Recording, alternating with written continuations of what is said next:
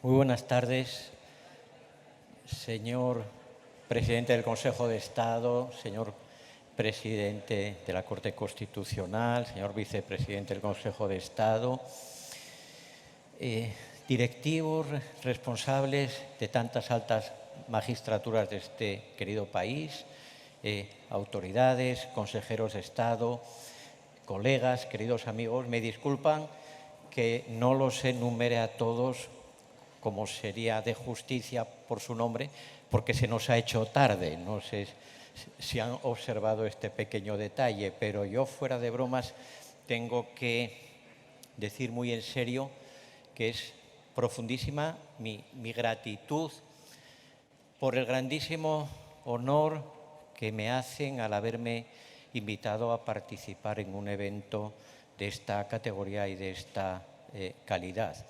Créame, podría jubilarme mañana, podría decidir no trabajar nunca más, llevándome este recuerdo como recuerdo final y sintiéndome distinguido por la suerte, por el destino y sobre todo por tantos queridísimos amigos colombianos y amigas colombianas que de esta manera me rinden tributo, que entiendo como tributo de amistad y homenaje a nuestra relación de tantos años. De verdad, de corazón, desde el fondo de mi ser, muchísimas gracias, infinitas gracias. Fue tanta la tentación cuando recibí del Consejo de Estado esta invitación que no reparé, o si reparé, disimulé un poco, sobre el hecho trascendente de que yo no sabía nada del tema que me encomendaron. Y por no reaccionar a tiempo y no ser hombre previsor, pues aquí me tienen con el encargo de hablar hoy de las diferencias difíciles y sutiles entre el derecho público y el derecho privado. Entonces, primer elemento, apenas sé nada de tal cuestión y desde luego sé mucho menos que todos los aquí presentes. Segundo elemento, oiga, cualquier profesor de filosofía del derecho que se precie y que tenga al menos 40 años de ejercicio de esta tarea, como es mi caso, puede hablar horas y horas sobre cualquier asunto que no entienda y que no conozca. Pero creo que no sería honesto ni correspondería a la amabilidad de esta invitación si recurriera a la pura retórica.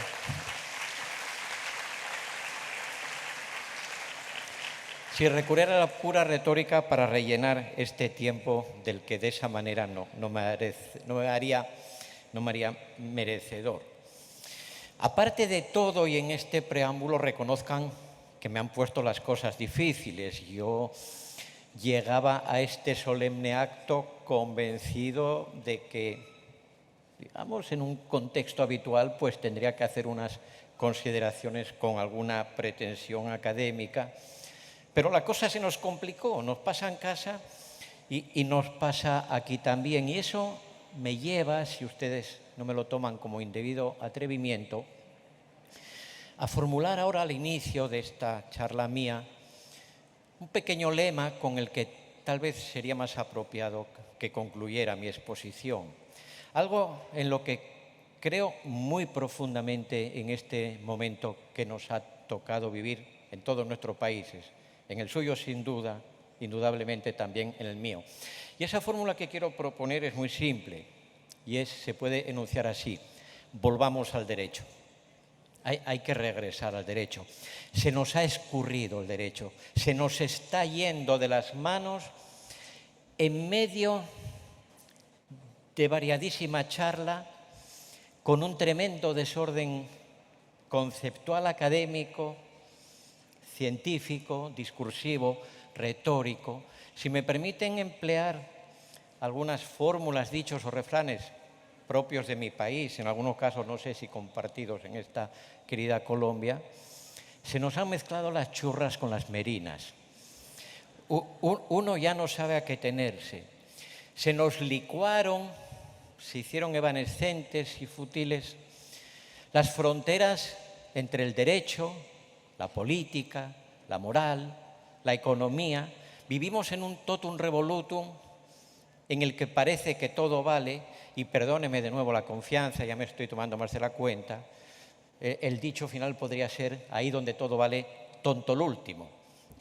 Es decir, aquí se trata de tomar decisiones, ejercer autoridad, dictar discursos y sálvese quien pueda, y al que Dios se la dé, San Pedro se la bendiga.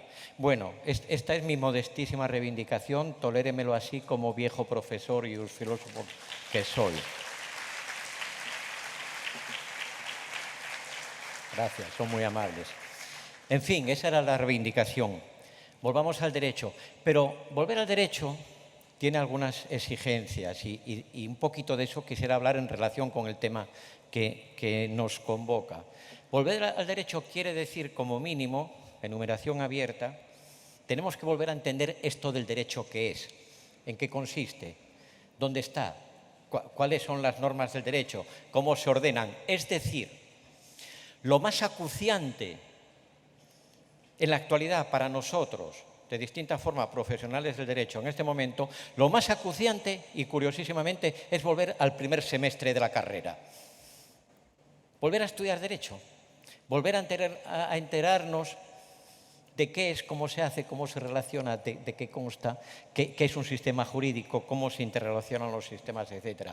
Lo segundo sería darle sentido, y esta es una labor pendiente desde hace siglos, a las categorías jurídicas, a los conceptos que manejamos cuando hablamos de lo nuestro, que es el derecho.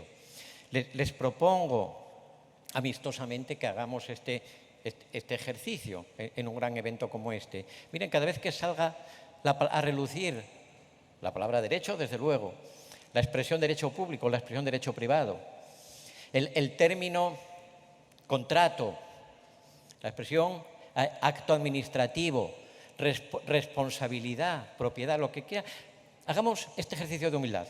Preguntémonos, ¿y eso qué es? ¿Y eso en qué consiste? ¿Y seré yo, altísimo profesional de lo jurídico, capaz de explicar en términos comprensibles y entendiéndolo yo en primer lugar, capaz de explicar al más humilde de los habitantes de mi edificio, de mi barrio, qué es el contrato, qué es la administración pública, qué es el acto administrativo, qué es el ejercicio de la jurisdicción, etcétera? Y en relación con esto, es con lo que yo quiero presentarles con la debida brevedad. Ustedes me bostezan y yo corto, no se preocupen.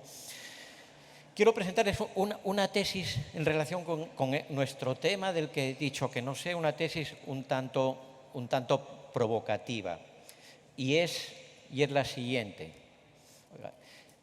¿Qué sentido tiene en nuestros días utilizar los conceptos, las nociones, las categorías jurídicas? Como puedan ser cualquiera de las que, a título de ejemplo, he mencionado, o como puedan ser las nociones mismas de derecho público y de derecho privado. Miren, cuando yo pensaba en hablar con propiedad del tema, o intentarlo, del tema que amablemente se me asignó, se me vinieron a la cabeza una serie de tópicos que creo que no habrían hecho quedar mal. Hablar de exponer esa idea de cómo se hacen difusas las fronteras entre el derecho público y el derecho privado, porque hay una publificación de lo privado y una privatización de lo público. Bueno, pues saben que me disculpo entrañablemente, pero eso ya no tiene sentido. Hablar de esas cosas tiene poco sentido. ¿Por qué? Porque toca redefinir nuestras categorías o quién sabe si definirlas en serio por primera vez. Y por eso quiero hacer una especie de exposición, como diríamos, metodológica o conceptual acerca de para qué sirven y en consecuencia cómo podemos usar todas esas nociones, categorías, conceptos que paradójicamente son imprescindibles en el desempeño de nuestra labor como profesionales de lo jurídico, pero que también se nos están escurriendo entre los dedos y que cada vez comprendemos menos. Vamos pues a la cuestión. Enuncio lo que es el problema que me gustaría que quedáramos pensando, si lo tienen a bien. Y es el siguiente. Cuando usamos cualquiera de esas nociones, que ya he ejemplificado suficiente, pero mismamente derecho público o derecho privado, estamos con esos nombres aludiendo a realidades inmutables, a objetos naturales, a esencias perdurables, a cosas que son en sí, a cosas que existen en el mundo tal como son, o son categorías puramente funcionales que tienen una utilidad práctica de ayudarnos a organizar determinadas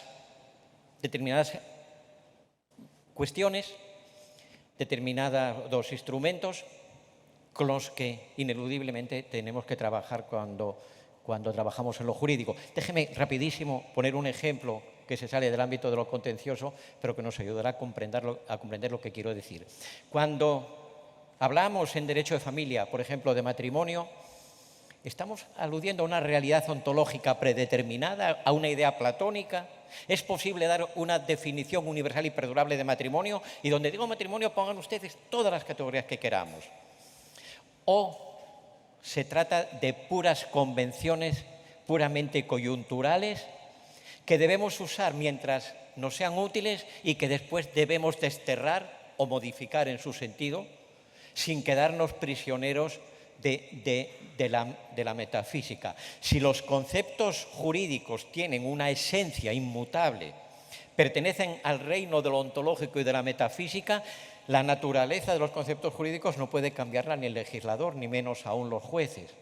En cambio, si son meras herramientas de trabajo, están a nuestra disposición y tal vez la pregunta, nuevo atrevimiento y nuevas disculpas, no debe ser cómo nos acomodamos a lo que sea hoy el derecho público y el derecho privado, sino exactamente al revés.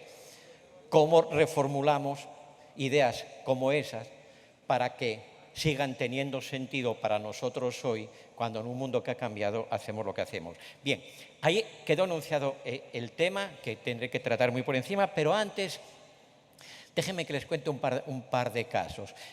Si me permiten la inmodestia, les voy a decir que tengo a gala, entre muchos defectos que podría exhibirles, pero no hay tiempo, tengo a gala ser el filósofo del derecho más raro de los que existen en nuestro mundo latino, iberoamericano. ¿Por qué? Porque a mí me gusta el derecho, me gusta leer sentencias y me gusta trabajar con casos. Y entonces voy a ponerles 2 o 3 casos muy rápidos que nos permitan manejarnos con un pie en la práctica y comprender alguna tesis que al final trataré de enunciar. Y rápidamente les voy a contar una anécdota, algo que me pasó hace unos 2 años y que es una experiencia que contaré a mis nietos el día que los tenga si conservo la cabeza. Miren, estaba yo en mi despacho universitario, en mi oficina, un día sonó mi celular, contesté y me dijeron, ¿es usted Juan Antonio García Amado? Sí, me dijeron, somos de la agencia tributaria.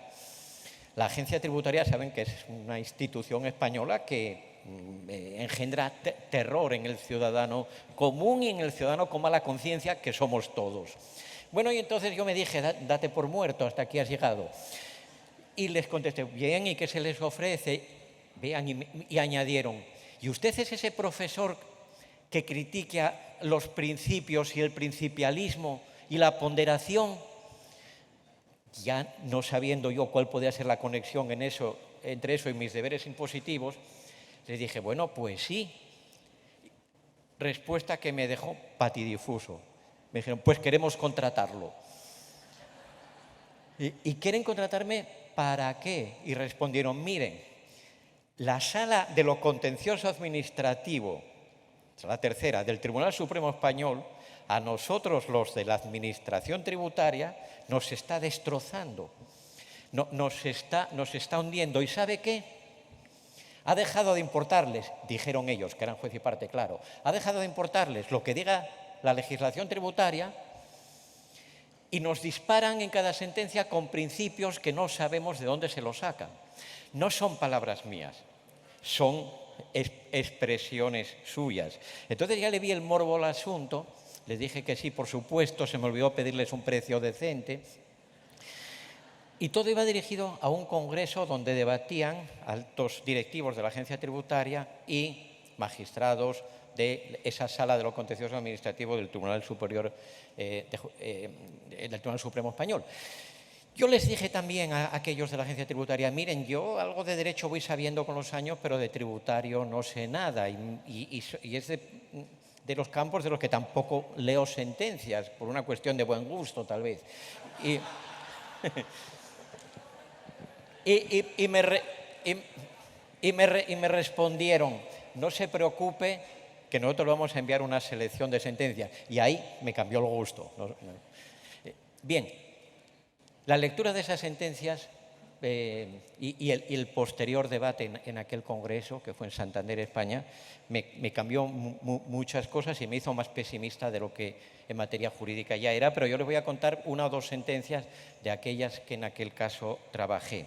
Miren, caso, rapidísimo, y me disculpan que no entre en detalles normativos y técnicos que aquí resultarían ociosos. Caso.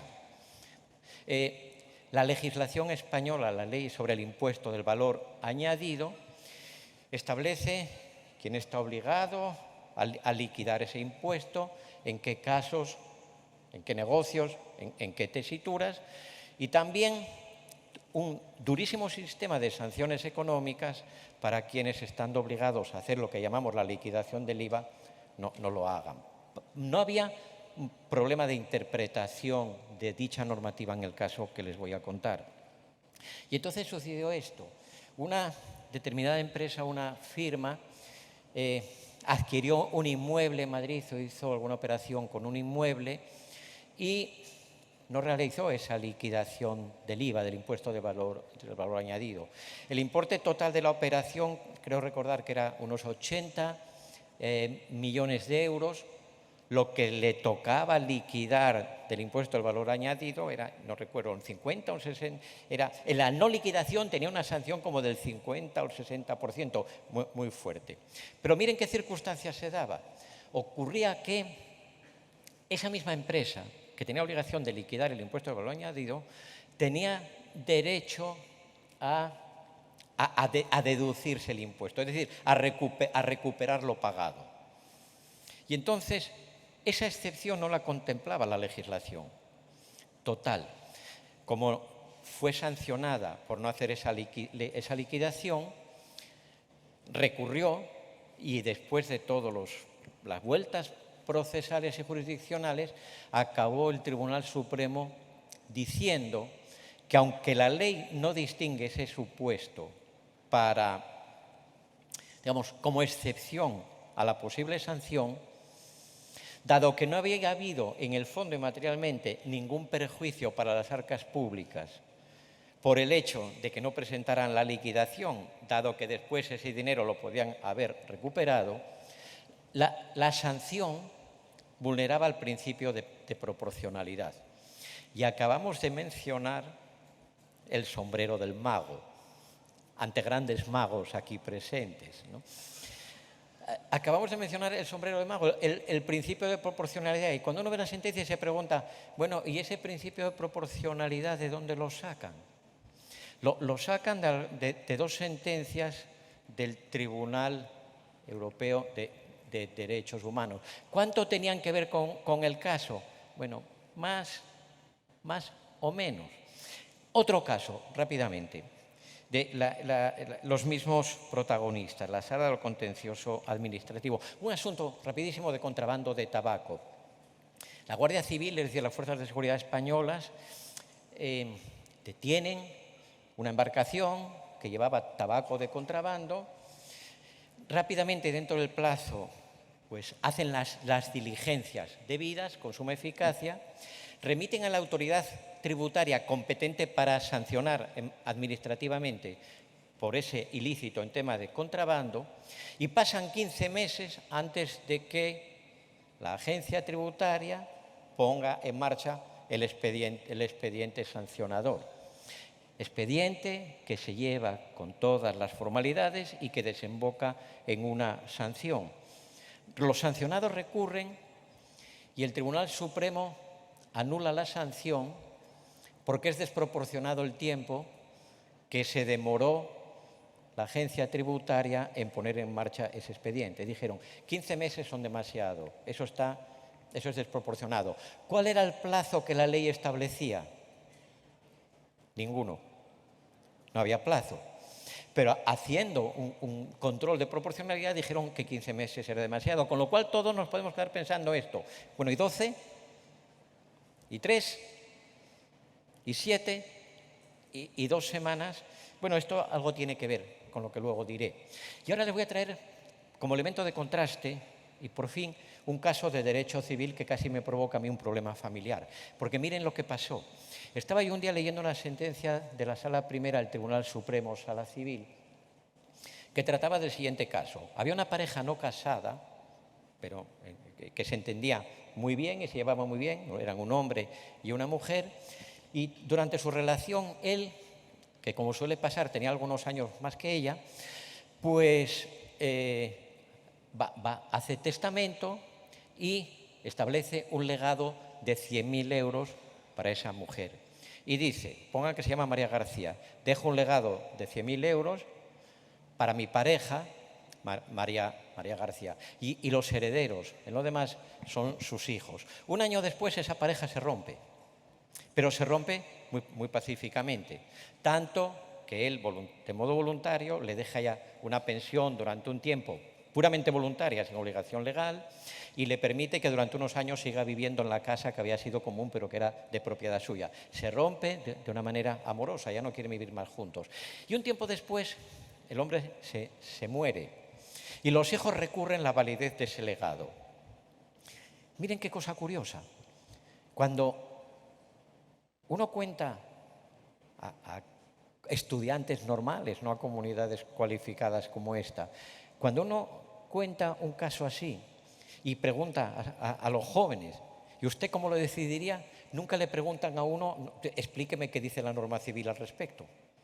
En estos tiempos, y es síntoma del desorden que nos invade, cuando uno plantea un caso de un país ya nadie pregunta por cuál es la norma aplicable, sino que se van directamente a la equidad y a ver qué les parece lo bueno y lo malo. Bueno, yo les digo cuál es la situación normativa en ese caso. Uno, el testador pudo cambiar su testamento y nunca lo cambió.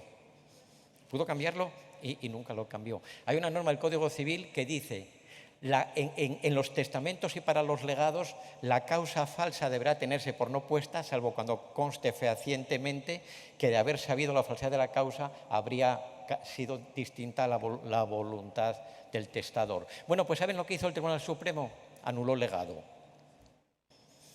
¿Y saben con qué argumento? ¿Saben con base en qué artículo del Código Civil español? ¿Saben con base en qué norma de nuestro sistema positivo? Ninguna. ¿Qué dijo? Pues que no estaba bien que se acabe beneficiando una señora que no estaba cuidándolo uno cuando se murió. Viene a ser eso. Bueno, entonces esto refuerza ahora ya sí con ejemplos la pregunta que yo les compartía. Oiga, pero el derecho, ¿por dónde se nos escurrió? Pero ¿quién abrió el tapón? ¿Pero desde cuándo tiene la Sala de lo Civil del Tribunal Supremo Español que decidir un asunto testamentario en equidad? Bueno, y por cierto, pues ¿qué equidad es esa? Según la cual la conclusión es que una mujer que no aguanta con uno hasta el final no tiene por qué beneficiarse del testamento de uno y la parte que la beneficia será nulo. Les decía, me perjudicó ese caso porque mi mujer es civilista y yo estaba leyendo la sentencia, fui y le pregunté, oye, si hubiera dejado a mí eso un legado, ¿tú cómo lo verías? Lo vio mal, pero fue porque yo lo planteé de una manera indebida en esos casos. Bien, ahí quedan esos casos para que retornemos en breve a ellos, pero yo quería ahora mismo que pensáramos un poquito. Pido perdón por la parte filosófica o filosófica que ahora viene, procuraré que no sea más de 5 minutos, que pensásemos un poquito en cuál es la naturaleza de los conceptos jurídicos, de todas estas nociones y categorías que tanto he citado aquí. A lo mejor a ustedes les pasó como a mí cuando estudié la carrera, en mi caso hace mucho más tiempo. Me pasé todo el tiempo, especialmente en el derecho privado, memorizando naturalezas jurídicas. La explicación de la compraventa, del depósito, de la prenda, del negocio jurídico, del testamento, Nunca consistía en mostrar un papelito y decirle, véanlo, eso es un testamento, sino siempre comenzaba así, naturaleza jurídica. Y uno memorizaba una serie de términos que no entendía nada porque era uno joven y no estaba todavía maleado por la metafísica, ¿no?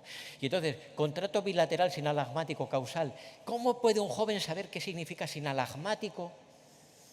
Así, a pelo de frente. Y entonces, esto que estoy diciendo medio en broma, creo que tiene mucho que ver con la concepción metafísica de los conceptos jurídicos que permea toda nuestra tradición jurídica, esta que conocemos como del derecho continental y que desde luego nos es perfectamente común a un lado y a otro, a un lado y otro del Atlántico. Pero aquí está la pregunta simple pero más profunda. ¿Por qué en las facultades de Derecho ni los profesores ni los estudiantes entienden los conceptos que manejan? ¿Por qué obramos con definiciones abstrusas? ¿Por qué nos parecemos más a los físicos teóricos? No se preocupe, no voy a hablar de la mecánica cuántica.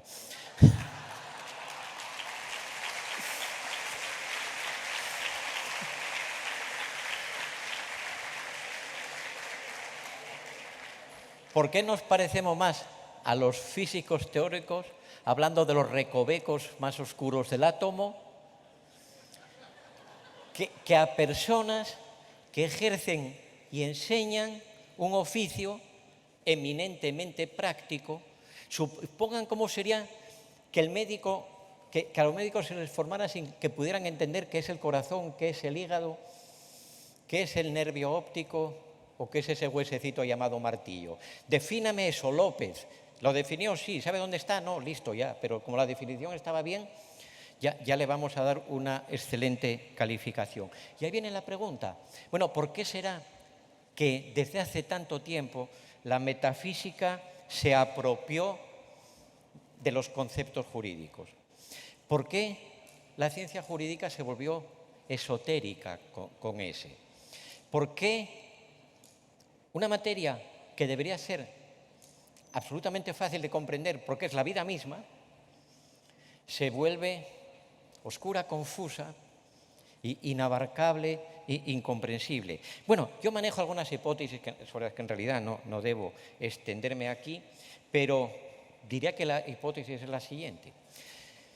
Porque hay que revestir en sociedades no muy ilustradas, como eran todas las nuestras, hace algunos siglos, desde luego, quién sabe si hoy, en sociedades no muy ilustradas, el derecho hay que revestirlo de misterio para que los ciudadanos lo cumplan. Los ciudadanos, que somos todos, el común de los mortales, no acepta mandatos si entiende que vienen del vecino, si entiende que vienen del alcalde, si entiende que vienen de un legislador que al fin y al cabo es su vecino de puerta. Necesitamos pensar que el derecho es algo que o bien proviene de la voluntad de Dios o bien se inserta con sus características necesarias en el orden de la creación o en el sistema cósmico o en el sistema cosmológico. Y así vamos naturalizando, que quiere decir haciendo objeto de metafísica, primero a los sujetos. Primero a los sujetos. ¿Cómo hacemos que aparezca como natural y parte del orden debido de las cosas la vieja relación entre el amo y el esclavo? O la vieja relación entre el paterfamilias romano, de los griegos tampoco les voy a hablar, entre el paterfamilias romano y sus hijos o su esposa. ¿Cómo hacemos que parezca natural todo tipo de relaciones que son históricamente contingentes, socialmente coyunturales? Pues dándole al derecho y a sus elementos y a sus instituciones una esencia trascendente, una esencia metafísica. Y claro, fíjense, me salto algunos ejemplos y pasos, pero vamos a lo que, por su benemérita profesión en el ámbito del derecho administrativo, a ustedes les corresponde. Oiga, ¿y cómo tratamos al Estado? ¿Y el Estado qué es? ¿Hay algo más equívoco, metafísico, inverosímil, que la teoría del Estado que hemos estudiado todos? Oiga, ¿por qué no hacemos un día una investigación?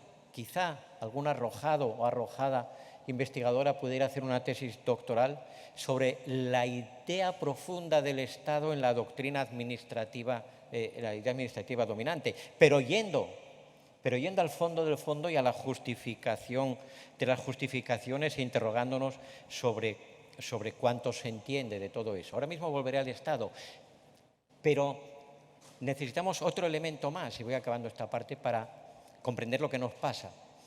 El desorden de nuestra mente de juristas, que no es capaz de integrar los cambios sociales con la supuesta permanencia de los conceptos jurídicos. Nos falta hablar de la dogmática jurídica. Qué bueno sería que repasáramos cuándo aparece, ustedes son administrativistas y lo saben bien, cuándo aparece como disciplina el derecho administrativo y cuándo aparece como disciplina académica el derecho penal y el derecho procesal y el derecho civil, etc. No aparece cuando el conocimiento avanza. Aparece cuando hay que fundar una supuesta ciencia jurídica con pretensiones de objetividad y basada en conceptos jurídicos, metafísicos, sólidos y imperecederos. Desapareció, poquito de historia, pero ridículamente breve y esquemática. Era muy cómodo fundar todo el orden existente, social y jurídico también y político en Dios, cuando el Dios era solo uno. Pero la Reforma Protestante, saben ustedes, disolvió toda posibilidad de ponerle un fundamento religioso común a cuanto en el orbe humano existe. Y ese lugar que ya no proporcionaba la teología hizo que fuera necesario constituir una ciencia jurídica autónoma, un conjunto de ciencias dogmáticas del derecho, las que he dicho, penal, civil, procesal, administrativo, para convencerse y convencernos de que el derecho no es contingente sino necesario, de que los contenidos de lo jurídico no están en lo que este o aquel legislador o este o aquel poder constituyente hoy, mañana, aquí o allá digan, sino que están en categorías inmutables que cultiva por encima de todo ese científico. Por eso vean los grandes tratados y meritorios tratados clásicos de la disciplina jurídica que a ustedes más les guste. El trasfondo es metafísico siempre. El trasfondo es una ontología, una teoría del ser, una teoría de las cosas y de los entes misteriosos difícilmente digerible.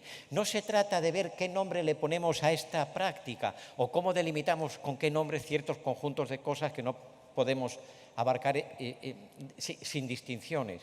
No, se trata de hacer ver que el Estado es algo que está ahí y estuvo desde siempre, que la administración pública es un ente con ciertas características, que el contrato o el matrimonio siempre serán lo mismo, estemos en Grecia, en Roma, en la Edad Media o en la Colombia del siglo XXI.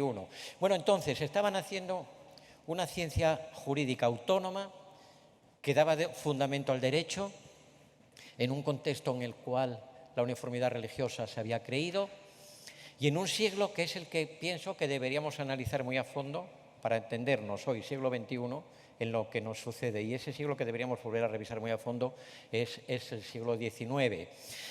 Porque en el siglo XIX, en resumidas cuentas, ¿qué pasó? ¿Qué predominaba en Alemania? En Alemania predominaba una teoría del derecho que se conoce como jurisprudencia de conceptos.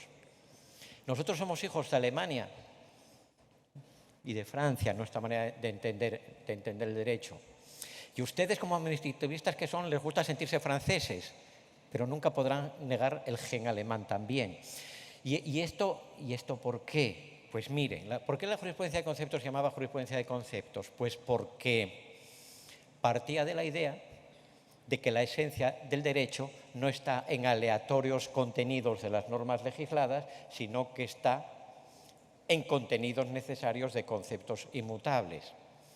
Conceptos inmutables cuyo alcance y esencia habían descubierto ya, según ese punto de vista, los grandes juristas romanos. Miren qué idea tan potente, que sigue presente en nuestras facultades de Derecho. Las leyes cambian, pero la esencia del derecho no. porque la esencia del derecho no está en la legalidad, sino que está en ciertas ideas, conceptos, categorías, nombres de cosas en un contexto muy fuerte de realismo conceptual. Bueno, y vamos al derecho público, para disimular y que parezca que hacemos caso a eso. La historia de Alemania del XIX, resumidísimamente y esquemáticamente, resulta que esa doctrina, esa jurisprudencia de conceptos dominante en Alemania absolutamente en ese siglo era iusprivatista. En un tiempo en que el derecho era ante todo el derecho privado, bien lo sabemos. Y de pronto apareció lo que se acabará llamando la Escuela Alemana de Derecho Público, ya saben, los Laban, Jelinek, tal vez Otto Mayer después, etcétera, que vienen a decir, esquematismo ahora, caricatura, que vienen a decir, oiga, nosotros no podemos construir disciplinas jurídicas autónomas que traten de lo público o del derecho administrativo mientras no construyamos, mientras no elaboremos un sistema conceptual así, de categorías abstractas y de categorías metafísicas. Entonces ya tenemos el derecho público y el derecho privado, el derecho privado y el derecho público yéndose, ahora sí, de la mano hacia la metafísica, convirtiendo el derecho en ciencia esotérica, pensando que quien más conoce de lo jurídico es quien mejor se maneja en esos arcanos de las definiciones. Claro, entonces, como siempre y como ahora, las facultades de derecho enseñando tales cosas y la casa sin barrer. Y los operadores jurídicos perdidos en el bosque de los conceptos más abstractos. Bueno, y ahí es donde la polémica sobre la esencia del Estado se plantea.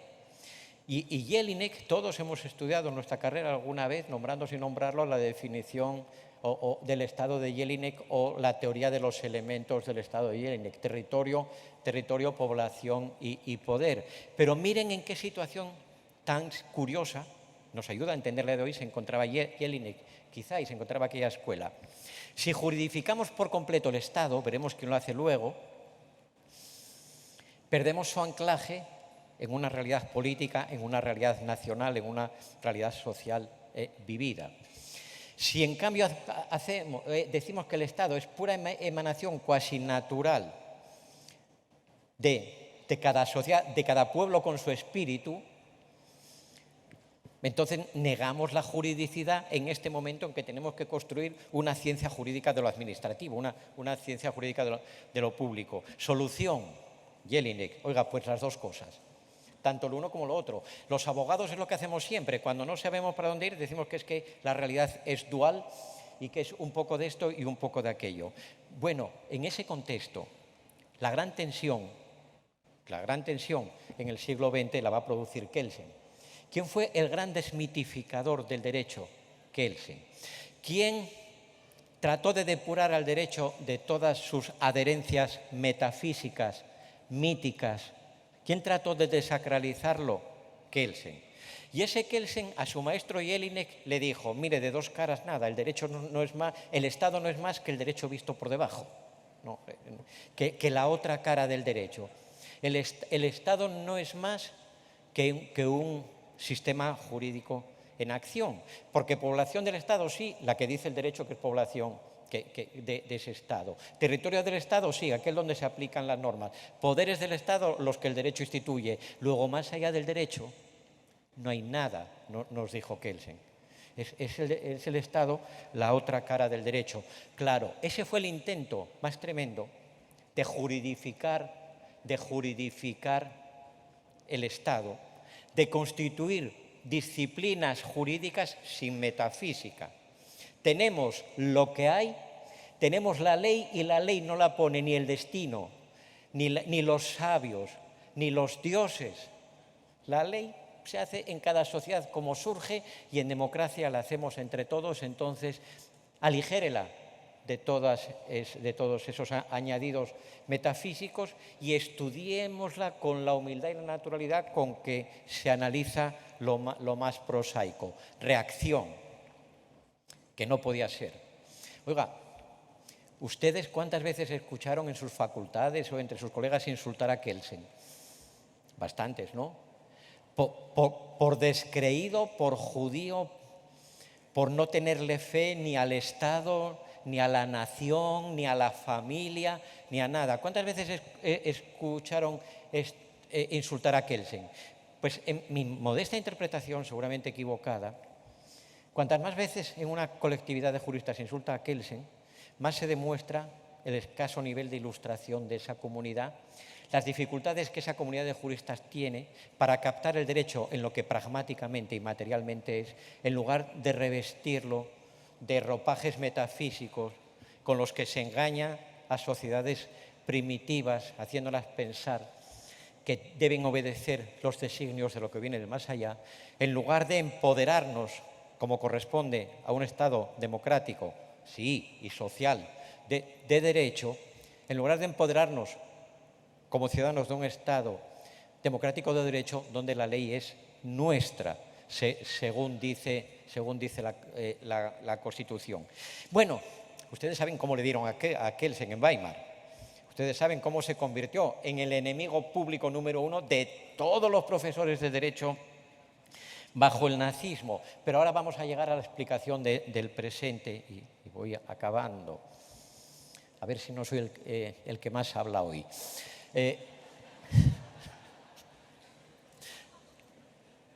Y ahora vamos a tratar de entender el presente. Lo anterior era el contexto, lo anterior eran pequeñas hipótesis de uno para que intentemos explicar por qué los conceptos jurídicos nos desorientan de semejante manera y por qué no sabemos manejar esa herramienta, porque no es otra cosa que una herramienta, esos conceptos. Claro, y lo que pasó después del nazismo. No les voy a contar historias de esas, aunque es un tema que me apasiona. Pero después del nazismo en Alemania, y allá seguimos, y para la cuestión constitucional no podemos irnos a otra parte en este momento, después del nazismo en Alemania apareció aquella maravillosa Constitución, la Ley Fundamental de Bonn, de 1949. Miren qué bonito.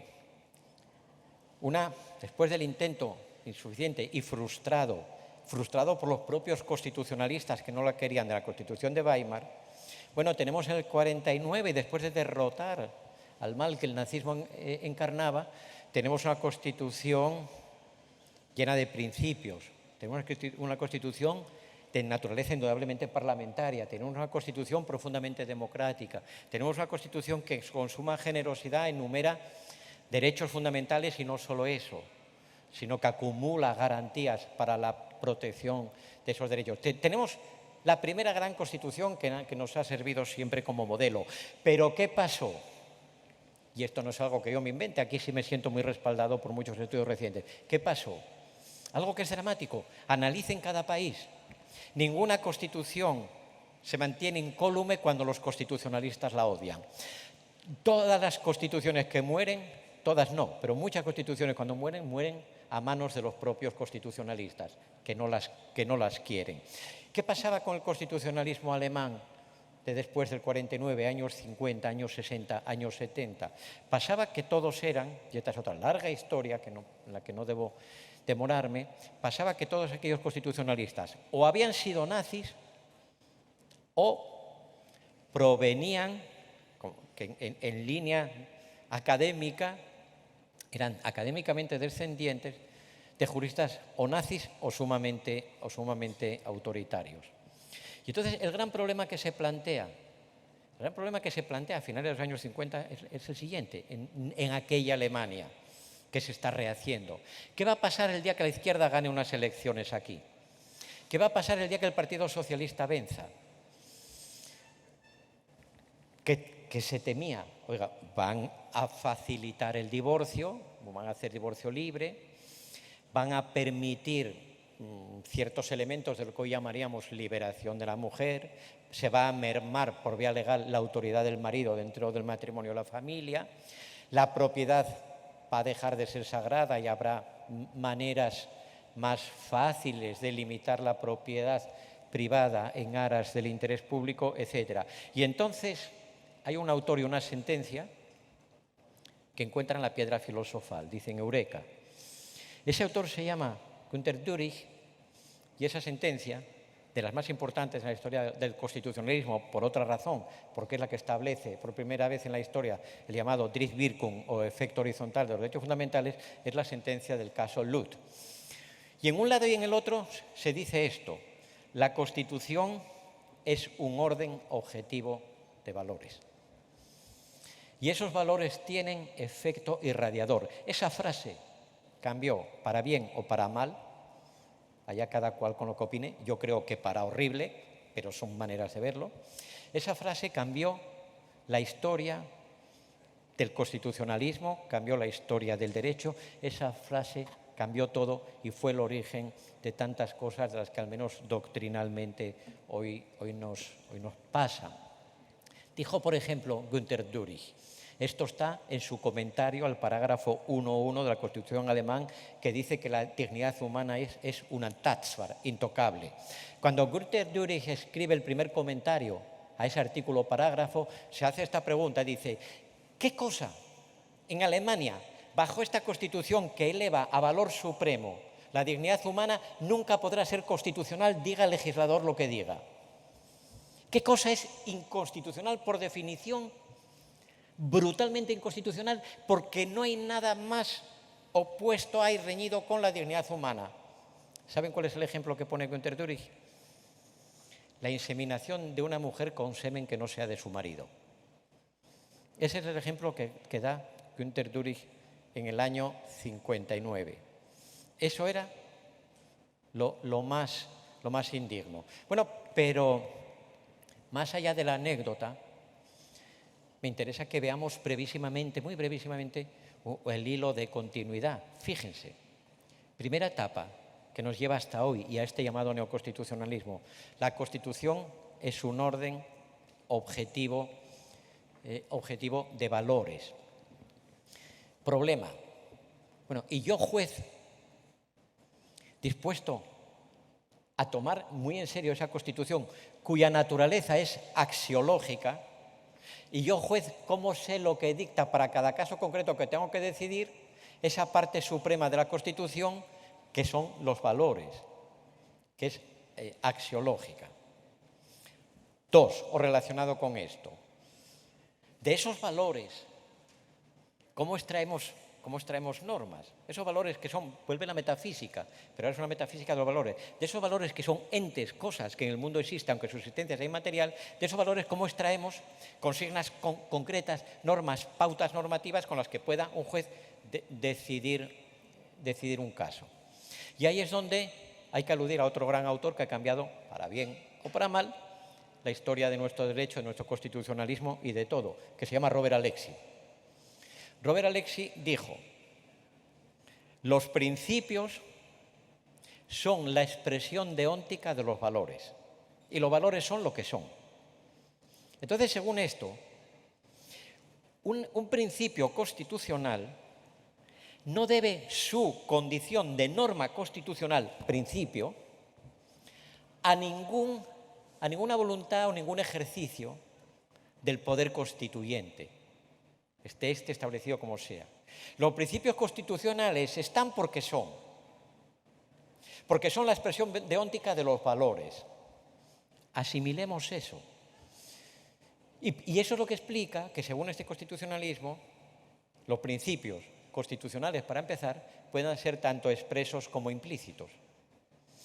Porque son los que son, están los que tienen que estar, y no proviene su naturaleza jurídica, eso que llamaríamos validez, de ningún acto del poder constituyente o del poder legislativo, sino que provienen de la naturaleza misma de las cosas, del orden del ser. Bueno, esto ha cambiado todo y esto explica lo que nos pasa. A veces vamos bien, a veces vamos mal, pero cuando a lo mejor el Tribunal Supremo Español saca un principio y lo lanza contra la ley, no está haciendo algo tan raro. Está haciendo que a través de sus sentencias se manifieste un principio que es por naturaleza trascendente sin dejar por eso de ser un principio jurídico y de la más alta jerarquía de los principios jurídicos, que es un principio constitucional, pero dentro de la Constitución de la más alta jerarquía también, porque por encima de la Constitución positiva, según ese pensamiento constitucional, por encima de la Constitución positiva, de lo que dice este o aquel artículo del texto constitucional, están los principios que son constitucionales por razón de sí mismos o por su propia esencia. Bueno, miren las consecuencias que esto tiene. Y las enumero rápidamente, son 10, no me detengo a glosarlas. Primera cosa que nos ha ocurrido, todo el derecho es derecho constitucional. Todo el derecho es derecho constitucional. ¿Por qué? Porque la solución última de vida para cada litigio que debamos solucionar están los principios. Eso es lo que Alexi, no me extiendo sobre el particular, eso es lo que Robert Alexi, autor tan importante e influyente, llama la tesis del caso especial y que viene a decirnos esto.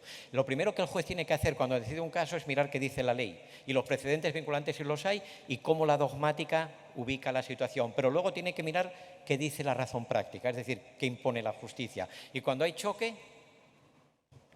toca ponderar lo que la ley manda con los principios que la ley la inspiran y lo que para el caso prescribe un principio que excepciona esa ley. Si todos esos grandes principios, por ser los supremos principios morales, forman per se parte de la Constitución, en realidad, y si ese es el recurso último que hay que mirar a la hora de decidir cualquier caso, por encima de lo que establezca el Código Civil, el Código Penal, la legislación administrativa o la ley de sociedades mercantiles, bueno, si eso es así, todo el derecho está en la Constitución.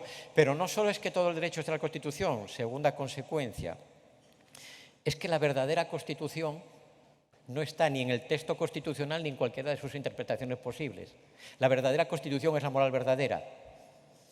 En últimas, la Constitución lo que manda es dar a cada uno lo suyo, manejando, valorando bien, ponderando adecuadamente las circunstancias de cada caso concreto. ¿Ven a dónde se nos ha ido la Constitución? Teníamos el problema de que había demasiada metafísica en las categorías jurídicas. Ahora tenemos el problema de que hemos perdido el control sobre la Constitución. Hemos perdido el control sobre la Constitución. 3. Claro, la crisis de la dogmática jurídica es enorme. Ya no se estudia lo legal como jurídico, compartimentado funcionalmente, derecho de familia, derecho de contratos, derecho procesal civil, derecho procesal penal, derecho procesal laboral, etc. Ya no se estudia lo legal como jurídico, sino que se estudia lo justo como jurídico. Y ya reparen en esto, y exagero un poco. ¿Cuántos congresos hay en Colombia de derecho procesal? Más o menos que de derecho procesal constitucional. Es que ya apenas va quedando el derecho procesal. ¿A quién le interesa ya el concepto de acción o el plazo concreto que para determinado recurso establezca tal o cual ley? No, hay que buscar un principio, el de proporcionalidad siempre está disponible, 24 horas, 7 días a la semana. Hay que buscar un principio que nos justifique la solución y, por tanto, ¿para qué vamos a andar especializándonos en el estudio en detalle de tal o cual sector del derecho positivo si las soluciones jurídicas no están en ningún sector del derecho positivo, sino más arriba? Hagámonos filósofos. Hagámonos filósofos. Oiga, por eso los filósofos del derecho nos hemos puesto de moda y les estamos comiendo la merienda a los constitucionalistas. Porque, puesto a preguntar por lo justo como determinante de lo jurídico, pregúntele a un filósofo y no vaya a preguntarle a ese pobre doctorando que hizo su tesis doctoral sobre la compraventa de insectos en no sé qué lugar. Bueno, decíamos, cuarta tesis, vamos rápido. Hay 2 tesis que son deletéreas, esa es una palabra muy rebuscada, pero hay dos tesis que han matado el derecho. Y estas tesis las encontramos completamente repetidas en las obras de los grandes autores de esta teoría jurídica, de este constitucionalismo. Pensemos de nuevo en Robert Alexy y pensemos en mi querido amigo Manuel Atienza. Estas dos tesis fuertemente entrelazadas son estas. Uno, todas las normas jurídicas son derrotables. Y dos, rige también en la práctica jurídica el principio de unidad de la razón práctica. Esto suena muy filosófico, pero en términos prácticos quiere decir así. Por encima de lo que sea lo legal hay que buscar siempre lo que sea lo justo, porque el derecho es una parte más de aquellas disciplinas normativas que buscan por encima de todo lo justo, lo equitativo, lo objetivamente correcto. Por tanto, la justicia está por encima de la legalidad. Pero quedémonos solo con la primera, un minuto. Miren qué consecuencias tiene esta afirmación, que es radical en la formulación por sus autores. Todas las normas jurídicas son derrotables. Que una norma jurídica sea derrotable quiere decir que es excepcionable por el juez, cuando haya buenas razones para no aplicarla. Pero esas razones no tienen por qué estar recogidas en ninguna excepción expresa que el propio ordenamiento jurídico, contenga. ¿Vieron lo que hizo la Sala de lo Civil del Tribunal Supremo en el caso del legado? Derrotó la norma civil conforme a la cual indudablemente ese legado es válido. ¿Y por qué pudo derrotarla? ¿No están los jueces amarrados al derecho positivo? Lo que contesta el gran autor Robert Alexy es lo siguiente: sí, pero en principio, prima facie, de momento y mientras no haya muy buenas razones para derrotar esa norma. He tenido muchos debates sobre este asunto de la derrotabilidad y no salgo de mi asombro. Miren, si todas, e insisten ellos, todas las normas jurídicas son derrotables, la norma constitucional que establece el principio de legalidad penal es derrotable. La norma constitucional que establece el llamado principio de irretroactividad de las normas penales desfavorables es derrotable. La norma penal que prohíbe la tortura es derrotable.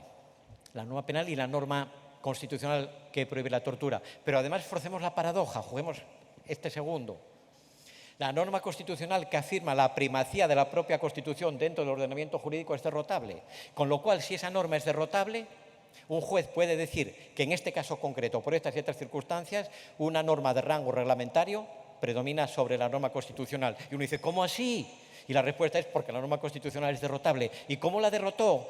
¿Se lo jugaron a las cartas o cómo? No, ponderamos y salió que la norma constitucional pesaba menos. Bueno, según todo esto, quinta cosa, y vamos acabando, sí, los conceptos, las clasificaciones, derecho público, derecho privado, las categorías que hasta ahora usábamos en la ciencia jurídica o en nuestras disciplinas, pasan a ser prescindibles de segunda división, porque lo que más importa ya no es saber en qué consiste el derecho público o el derecho privado, que es un acto administrativo, que es un contrato, qué significa el consentimiento al matrimonio, o qué significa el daño antijurídico en la responsabilidad patrimonial de la Administración. Ya no importa eso. Si la hegemonía la tienen esos principios, que son a la vez constitucionales y supraconstitucionales, lo que importa es saber manejar los principios. Y esto es parte también de la explicación que tenemos para la crisis de la dogmática. ¿Por qué en nuestros países y con la tradición que tenemos ya no encontramos apenas doctorandos que hagan tesis doctorales de parte general? De parte general de nada. Es más, ¿por qué las tesis doctorales que dominan entre nosotros hoy, al menos en España, ya no son de parte especial sobre un concepto, una norma, una práctica, una institución muy importante, sino sobre cuestiones que quepa resolver echando mano de la justicia, sobre cuestiones que no alberguen, sobre temas que no encierren ninguna dificultad técnica y teórica, de modo que no sea necesario conocer ni de la historia de la disciplina, ni la tradición, ni de las principales doctrinas, ni de las grandes polémicas doctrinales, ni de nada, porque uno puede decir, es que es malo hacer tal cosa, por tanto lo único jurídico es aquello, es lo contrario. El derecho 6 se vuelve asistemático. El derecho se vuelve asistemático y muta el sentido de la dogmática, el sentido de lo que hacen en sede teórica los penalistas, procesalistas, administrativistas, etcétera. Porque, y esta es una bonita discusión que hubo, por ejemplo, en Alemania a principios del siglo XX, ¿cuál es la función de la dogmática? ¿Cuál es la función de que estudiemos así especializadamente tal o cual rama o sector de lo jurídico? Bueno, meterle orden, meterle claridad y concretar las pautas que en la legislación se encierran. Digamos, el buen dogmático se supone que está al servicio de la práctica y de la mayor coherencia, sistematicidad, orden dentro de ese material que a veces es informe. Ya, pero si el derecho positivo ha dejado de importar, no gaste usted su vida estudiando los delitos de odio o estudiando la determinada acción procesal, porque quedamos que eso no es dirimente. Entonces, desaparece del derecho cualquier pretensión de sistema y, 7, la práctica judicial se vuelve radicalmente casuística. Eso era lo que yo entendía al fin que les pasaba a los amigos de la agencia tributaria cuando me telefonearon. En realidad estaban desconcertados porque no eran capaces ni una sola vez de adivinar qué diablos iba a decidir, en este caso, la Sala de lo Contencioso Administrativo del Tribunal Supremo. ¿Ustedes cómo le llaman? Y perdón por el ejemplo que ahora voy a poner, ya voy a acabar para no provocar, pero ¿cómo le llaman a ese jueguecito que hay 3 cubiletes y una bolita y le hacen así? En España le decimos el trile. Le decimos el trile, ¿no? Uno mueve la bolita, está debajo del cubilete de en medio y eso parece, dice, ponga 5 euros, apueste, yo se los devuelvo y le doy otros 5 si acierta dónde está. Y uno dice, ahí, 10 euros. Dice, no, pues acá. Entonces lo que estaba sintiendo la agencia tributaria, a lo mejor, yo creo que sí, es que la práctica judicial del derecho en esa materia en mi país se estaba convirtiendo en el trile. ¿Dónde está la bolita? Usted dice aquí, ¿por qué? Porque es lo que dice la ley. Bueno, pues no, se fue allá. Otra vez dice, allá, porque entonces si estamos aplicando principios, vamos a aplicar el mismo principio que aplicó usted en la sentencia de hace un mes. Pues no, ahora es la ley. Porque venció. Eso es casuístico. Y esto tiene 8, sí, ya acabamos. Y esto tiene otra consecuencia curiosa, que es que cuánta importancia se da en la formación actual de los profesionales del derecho a la interpretación jurídica, a las técnicas de interpretación e integración del derecho. Es más, ¿cuántas personas salen de una facultad de Derecho hoy, o quién sabe si de un curso de formación judicial, a lo mejor, sabiendo qué es una laguna normativa y cuántas clases de lagunas hay y cómo se resuelven? ¿Cómo se maneja una antinomia? ¿En qué consiste? Eso ha dejado de importarle a todo el mundo. Entre otras cosas porque, fíjense, dice Robert Alexi, que es el gran autor, el gran inspirador, entre principios no hay antinomias, porque los principios caso a caso se acomodan entre sí según la ponderación circunstancial en cada caso.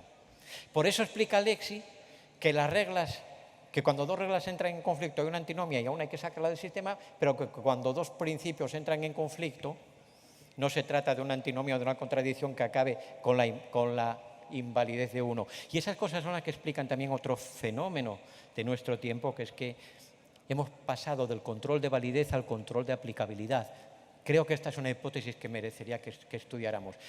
Porque miren lo que hace el Tribunal Supremo Español en cientos de casos como estos 2 o 3 que les he contado. No dice que porque el legislador no haya respetado el principio de proporcionalidad, la norma es inconstitucional. No dice eso. No dice eso.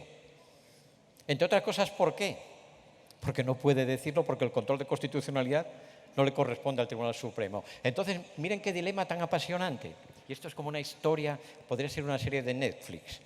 ¿Cómo evitar la ley y que parezca que la amas? Bueno, pues el asunto es, mire, yo no declaro, además porque no puedo, la inconstitucionalidad de esta norma, que por ejemplo no establece un plazo para que se incoe el expediente sancionador en materia de contrabando, etcétera, o en el otro asunto. Yo no declaro la inconstitucionalidad de la norma, entre otras cosas, porque no puedo. En España el control es súper concentrado, como saben.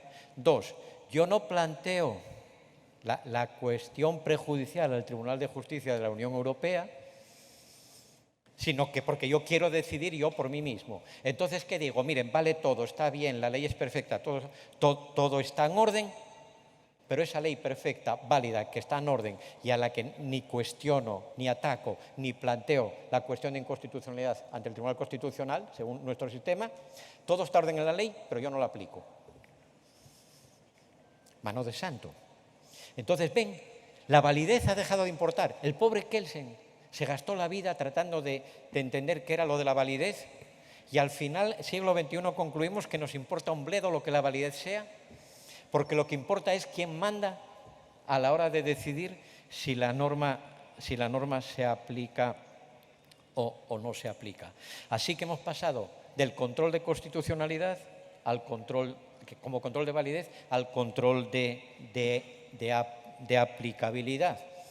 De modo que, albricias, aleluya, jueces constitucionales somos todos ya.